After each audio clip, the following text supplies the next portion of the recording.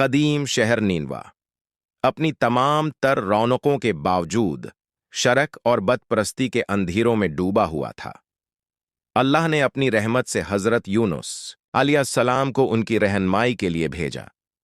حضرت یونس نے دن رات انہیں ایک اللہ کی عبادت کی طرف بلایا اور بتوں کی پوجا سے منع کیا جنہیں وہ اپنے ہاتھوں سے تراشتے تھے۔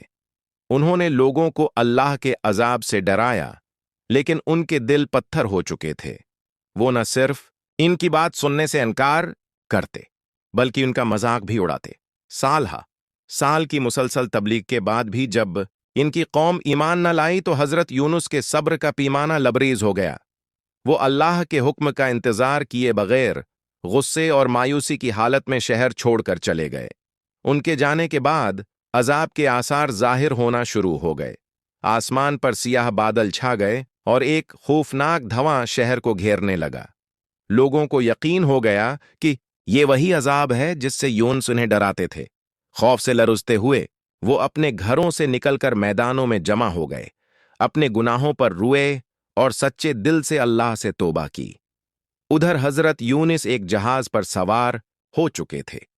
جہاز جب گہرے سمندر میں پہنچا تو اچانک ایک شدید طوفان نے اسے آ گھیرا۔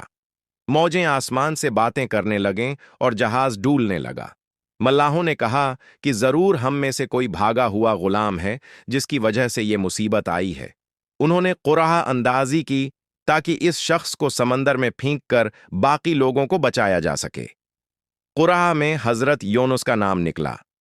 انہوں نے 3 بار قرعہ ڈالا اور ہر بار حضرت یونس کا ہی نام آیا۔ انہوں نے سمجھ لیا کہ یہ اللہ کی طرف سے ہے۔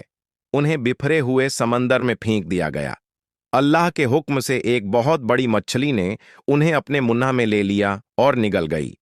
مچھلی کے پیٹ کے اندھیرے، سمندر کا اندھیرا اور رات کا اندھیرا، ان 3 اندھیروں میں حضرت یونس کو اپنی غلطی کا شدت سے احساس ہوا کہ انہیں اللہ کے حکم کا انتظار کرنا چاہیے تھا۔